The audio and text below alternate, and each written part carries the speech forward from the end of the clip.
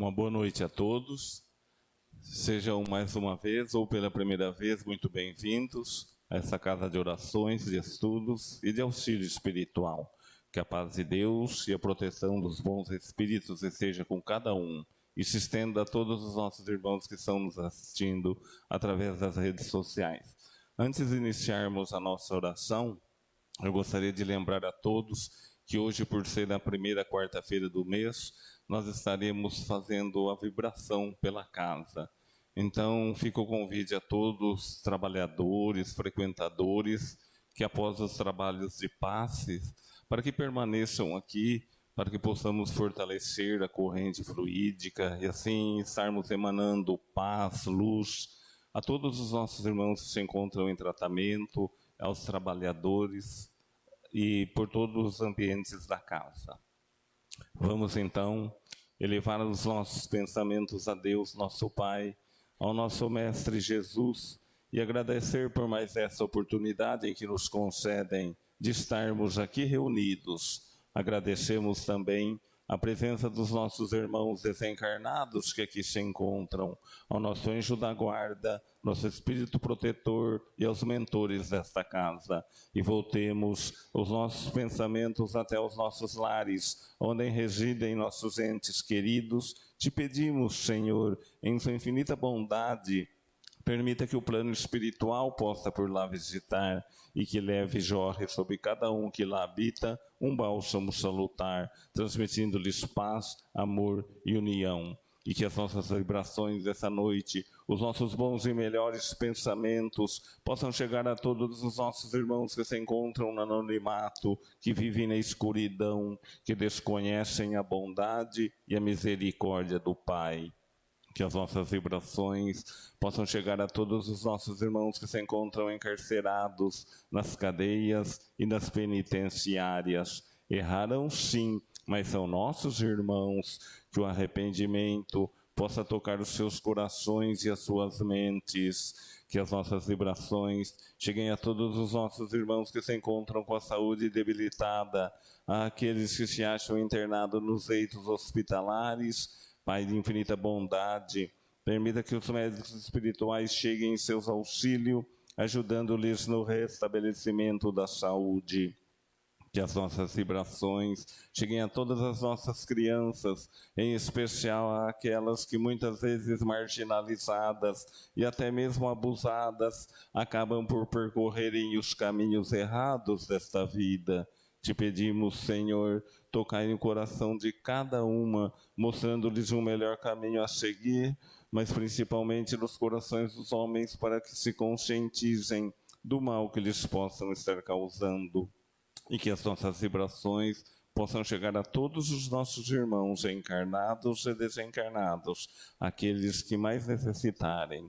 Vamos pedir pelo nosso irmão Roberto, para que receba a assistência do seu mentor em nos transmitindo o Evangelho desta noite e que ele nos sirva de adiantamento moral e espiritual.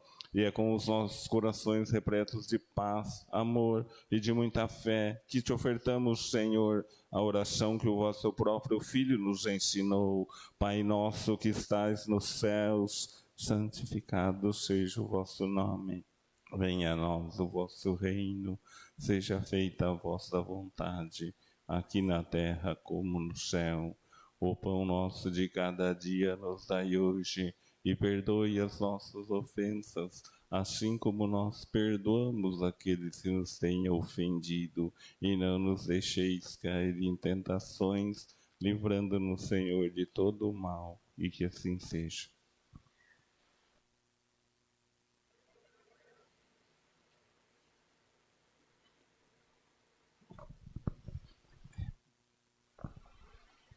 Boa noite a todos.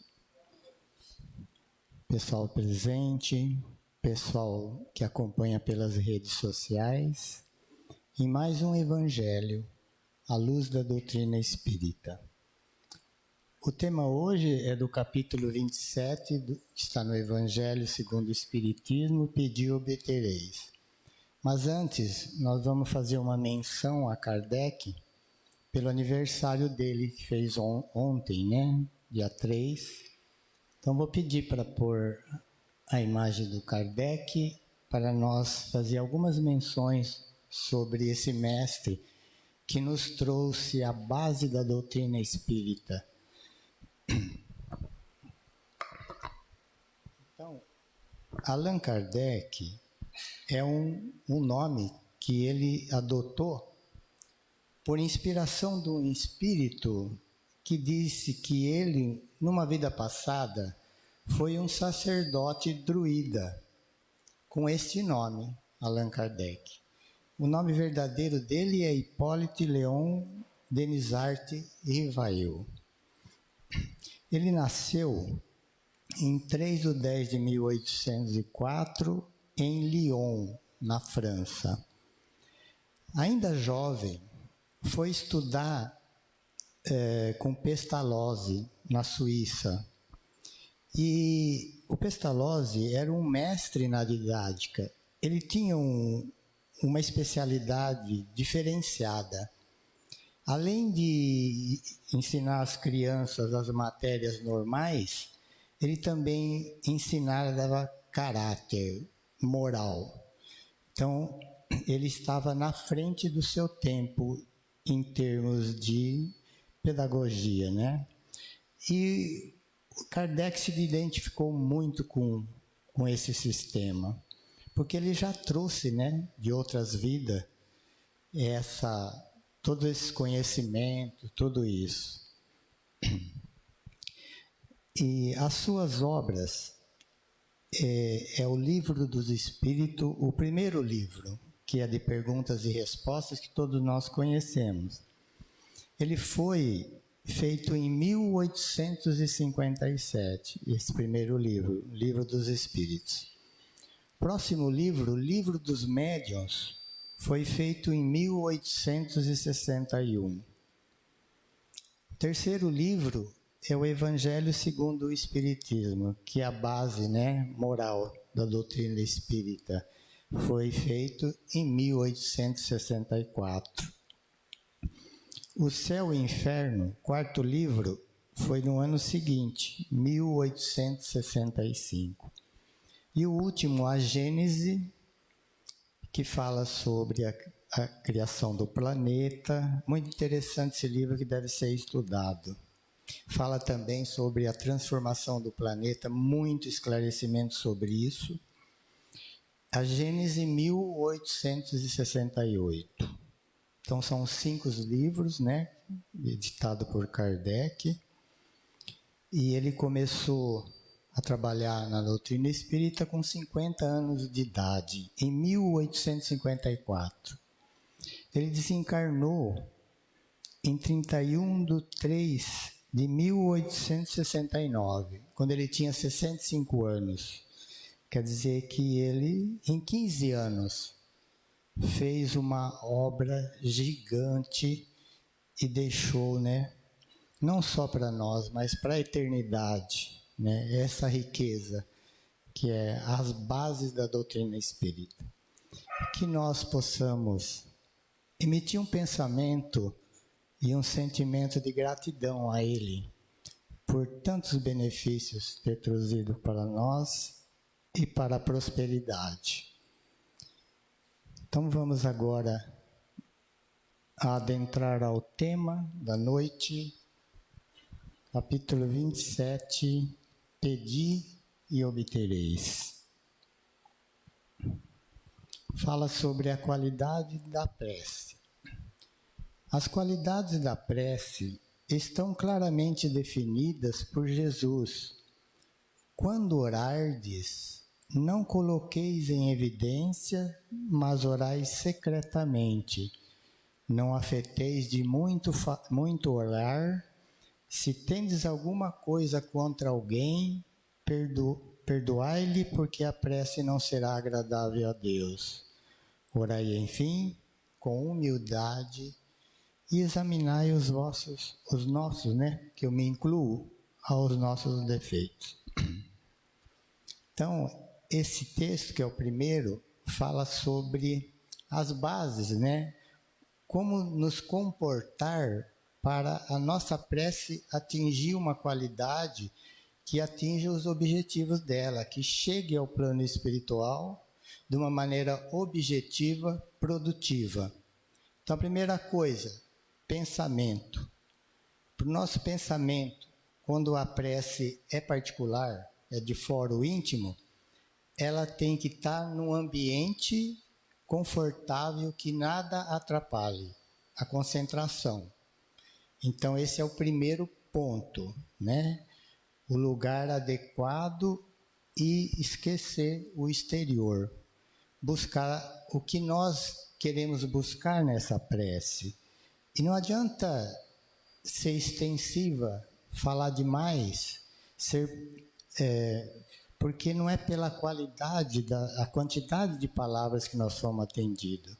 Pelo contrário, muita palavra e coisa decorada atrapalha a concentração e atrapalha a conexão com o plano superior.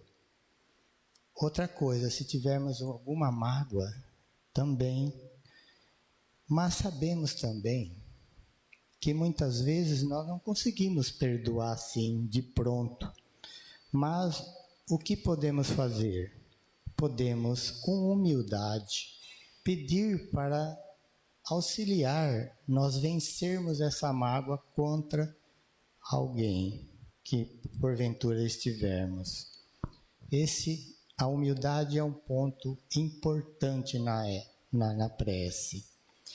E examinai os vossos defeitos, quer dizer, na prece nós temos que falar sobre as dificuldades, sobre o que nós buscamos melhorar, né? Isso também é importante. Então aqui passa um pequeno roteiro, né? Como nós devemos comportar para ter uma qualidade na prece. O segundo texto fala sobre a eficácia da prece. O que quer que seja que pedirdes na prece, crede que obtereis, e vos será concedido. Está em São Marcos, capítulo 11, versículo 24. É uma palavra de Jesus, uma colocação de Jesus. Aí vem um texto em sequência, nesse capítulo, fala assim: há pessoas que contestam a eficácia da prece e se baseiam no princípio de que, conhecendo Deus nossas necessidades, é supérfluo expor-lhes essas dificuldades. Acrescentam ainda que, tudo se encadeando no universo por leis eternas, nossos desejos não podem mudar os decretos de Deus. Analisando o texto, parece que isso é uma coisa muito robótica, né? Que tudo está programado, né? Tudo está dentro de um eixo que nós não podemos mudar. Não é? Esse texto dá essa impressão. E nós sabemos que na realidade não é assim que funciona. Nós sabemos que através da doutrina espírita, que nós fomos feitos simples e ignorantes, mas com potencial enorme de nos aperfeiçoar em sabedoria e em amor. E também nós sabemos que nós somos responsáveis, porque a lei de causa e efeito mostra que toda a causa tem um efeito. E nós somos responsáveis pelos efeitos que as nossas causas promovem.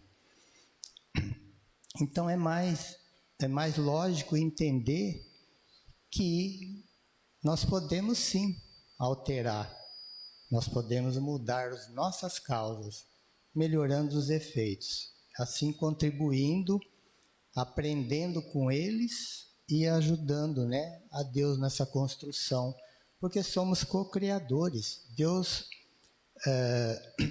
espera a nossa contribuição, usa a nossa contribuição para ajudarmos uns aos outros.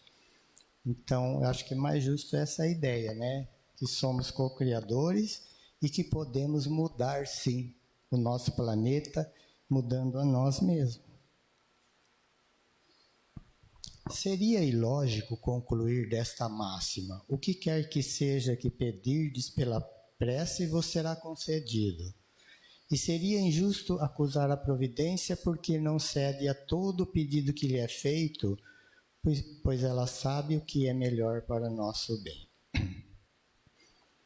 Jesus disse essa esse texto, que é que seja que pedirdes pela prece, vos será concedido. Jesus, analisando o texto, não errou por falar isso. Só que ele não diz a forma que nós íamos ser atendidos. Porque ele mesmo disse que não podia dizer tudo. E que mandaria um consolador para colocar as coisas no devido lugar. Então hoje nós temos um entendimento que não podemos, a providência não pode atender todo o nosso pedido, porque muitos dos nossos pedidos estão fora da nossa real necessidade. O que a providência faz? Ela manda o que realmente nós precisamos. Deixou de atender a gente? Não. Mas atendeu de acordo com a nossa necessidade. Então esse é o entendimento. Então ficou para o tempo mostrar, né, que Jesus estava certo, sim. Ele só não falou da forma.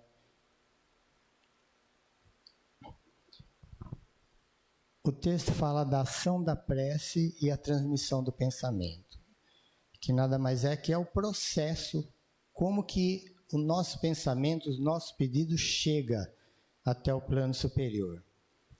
O Espiritismo nos faz compreender a ação da prece, explicando o modo de transmissão do pensamento, seja quando o ser chamado vem ao nosso apelo, seja quando o nosso pensamento o alcança. Para se inteirar do que se passa, é preciso mentalizar todos os seres encarnados e desencarnados, mergulhados no fluido universal. Eles fazem uma comparação do som. Nós sabemos que o som, ele é levado pelo ar. Mas o ar, ele não está em toda parte como o fluido cósmico universal. Porque, como o próprio nome diz, fluido universal, ele está em todas as dimensões, em todos os planetas, em todos os lugares. É a matéria-prima do universo. Então, é através desse fluido que leva o pensamento aonde nós dirigimos com os nossos pedidos. Então, esse é o processo. Por isso que fala lá no começo a importância, né, da concentração ali, para que o nosso pensamento não divague, perde a conexão. Então é uma forma de explicar como que é o processo.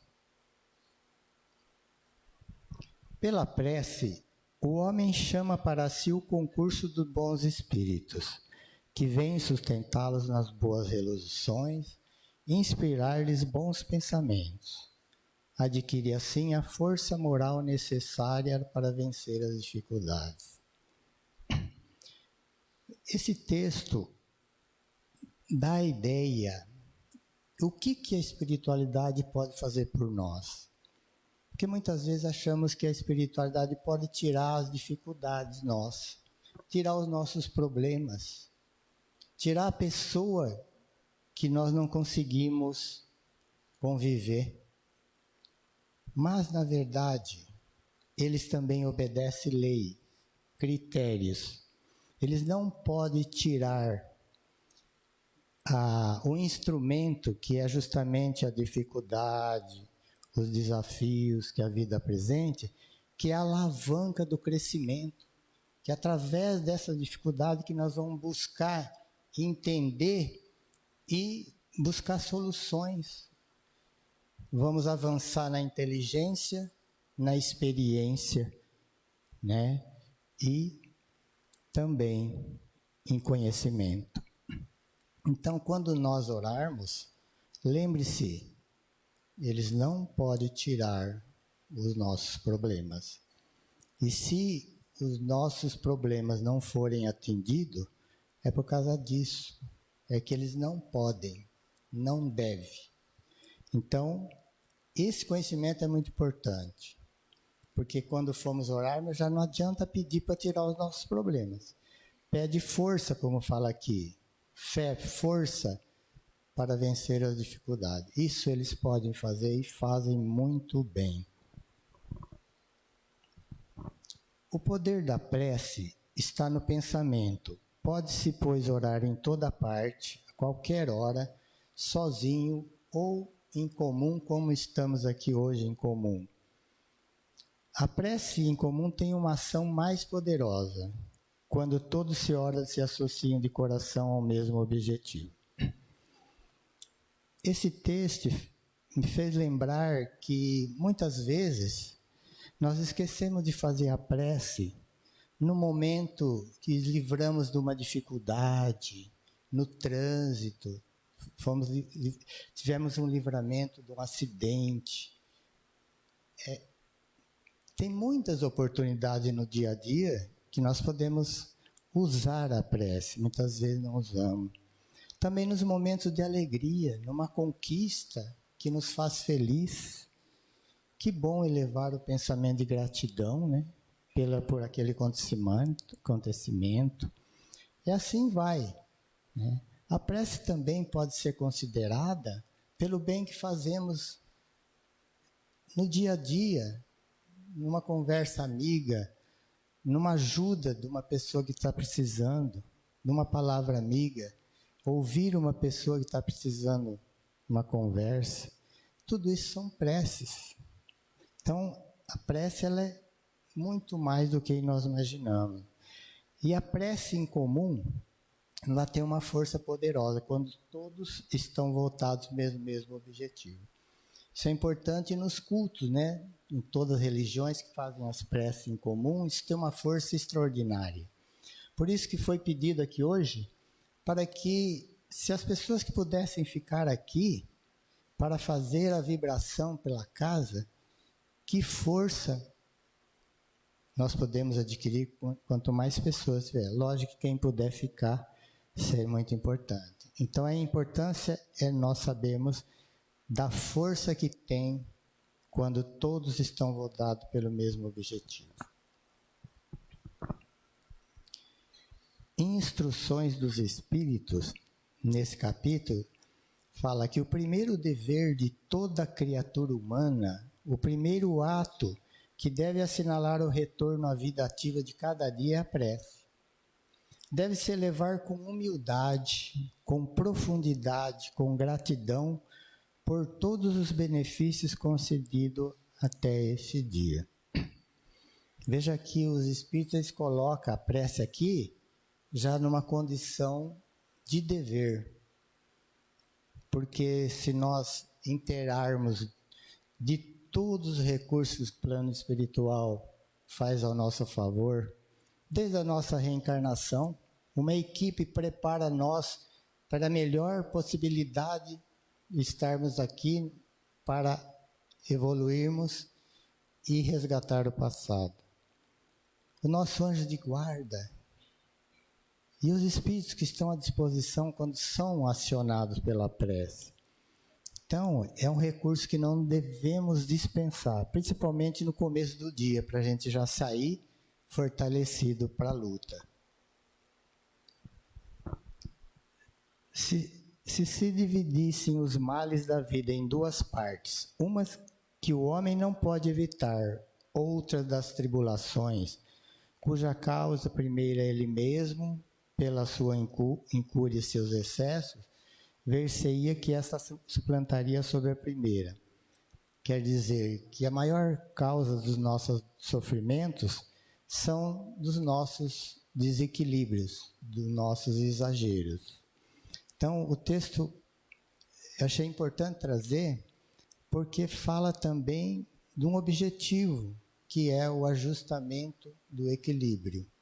Todos os excessos levam a sofrimento, a dores, tanto da parte financeira, quando gastamos mais do que podemos, temos problemas.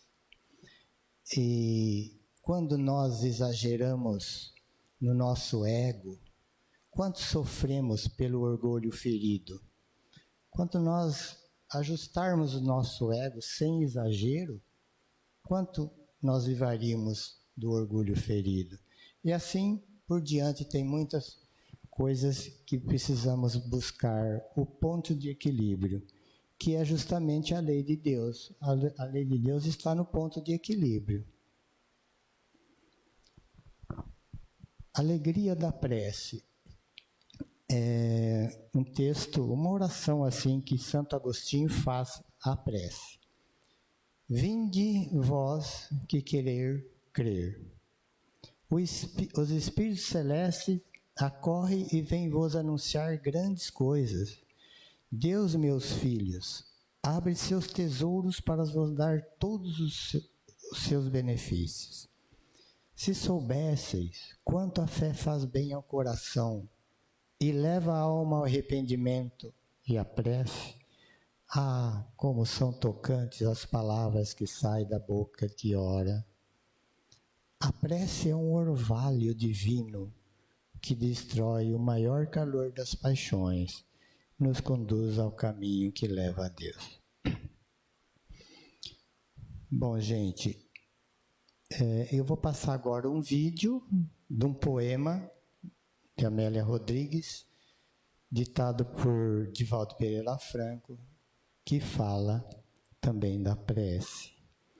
Então, e esse vídeo já fica como um encerramento do dia de hoje. Nós voltamos depois para fazer o sorteio dos livros. Então, nós vamos pedir para colocar o vídeo e...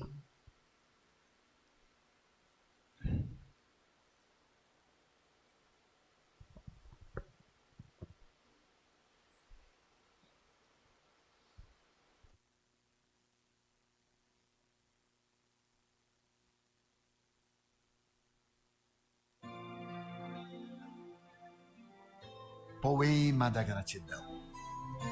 Senhor Jesus, muito obrigado pelo ar que nos dás, pelo pão que nos deste, pela roupa que nos veste, pela alegria que possuímos, por tudo de que nos lutamos. Muito obrigado pela beleza da paisagem, pelas aves que voam no céu de anil, pelas tuas dádivas mil. Muito obrigado, Senhor, pelos olhos que temos, olhos que veem o céu, que veem a terra e o mar, que contemplam toda a beleza, olhos que se iluminam de amor ante o majestoso festival de cor da generosa natureza. E os que perderam a visão, deixa-me rogar por eles ao teu nobre coração. Eu sei que depois desta vida, além da morte, voltarão a ver com alegria incontida. Muito obrigado pelos ouvidos meus, pelos ouvidos que me foram dados por Deus. Obrigado, Senhor, porque posso escutar o teu nome sublime e assim posso amar. Obrigado pelos ouvidos que registram a sinfonia da vida, no trabalho, na dor, na lida, o gemido e o canto do vento nos galhos do almeiro, as lágrimas doridas do mundo inteiro e a voz longínqua do cancioneiro. E os que perderam a faculdade de escutar, deixa-me por eles rogar. Eu sei que no teu reino voltarão a sonhar. Obrigada pela minha voz, mas também pela voz que ama, pela voz que canta, pela voz que ajuda, pela voz que socorre, pela voz que ensina, pela voz que ilumina e pela voz que fala de amor. Obrigado, Senhor. Recordo-me sofrendo daqueles que perderam o dom de falar e o teu nome sequer podem pronunciar. Os que vivem atormentados na vazia e não podem cantar nem à noite nem ao dia. Eu suplico por eles, sabendo que mais tarde no teu reino voltarão a falar. Obrigado, Senhor, por estas mãos que são minhas, alavancas de amor do progresso da redenção. Agradeço pelas mãos que acenam a deusas, pelas mãos que fazem ternura e que socorrem na amargura, pelas mãos que acarinham, pelas mãos que elaboram as leis e pelas que as feridas cicatrizam, retificando as carnes partidas, a fim de diminuírem as dores de muitas vidas, pelas mãos que trabalham o solo, que amparam o sofrimento e estancam lágrimas, pelas mãos que ajudam os que sofrem, os que padecem, pelas mãos que brilham nestes traços como estrelas sublimes fulgindo nos meus braços, e pelos pés, que me leva a marchar, ereto, firme a caminhar, pés da renúncia, que segue humildes e nobres sem reclamar. E os que estão amputados, os aleijados, os feridos e os deformados, os que estão retidos na expiação, por crimes praticados noutra encarnação, eu rogo por eles e posso afirmar que no teu reino, após a lida desta dolorosa vida, poderão bailar e em transportes sublimes, com os seus braços também afagar. Sei que lá tudo é possível, quando tu queres ofertar, mesmo que na terra pareça incrível. Obrigado, Senhor, pelo meu lar, o recanto de paz, a escola de amor, a mansão de glória, o pequeno quartinho, o palácio, a tapera, o tumulho, a casa de miséria. Obrigado, Senhor, pelo amor que tenho, pelo lar que é meu. Mas se eu sequer nem um lar tiver, o teto amigo para me abrigar, nem outra coisa para me confortar, se eu não possuir nada, senão as estrelas e as estradas, como sendo o leito de repouso e o suave lençol, e ao meu lado ninguém existir, vivendo e chorando sozinho ao léu, sem um alguém para me consolar, direi, cantarei ainda, obrigado, Senhor, porque te amo e sei que me amas, porque me deste a vida jovial, alegre, por teu amor favorecida. Obrigada, Senhor, porque nasci.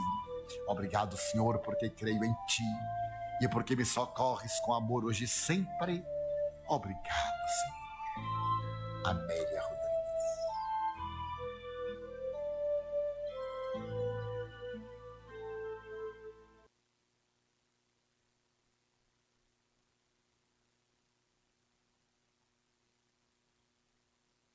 Sortear os livros, né? Pércio, você me ajuda?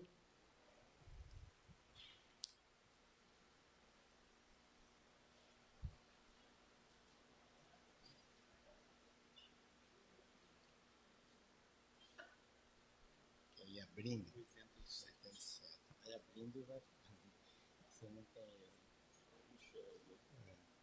Número 34.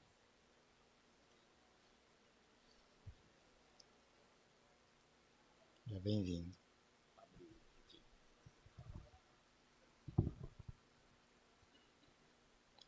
Número 63.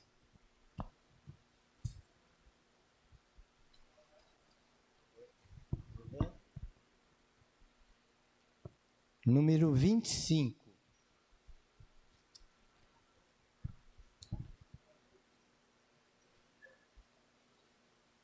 Número 29.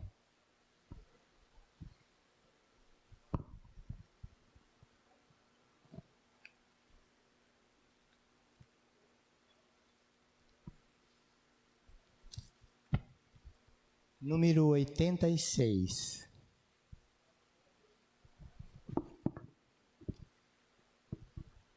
Oitenta e seis.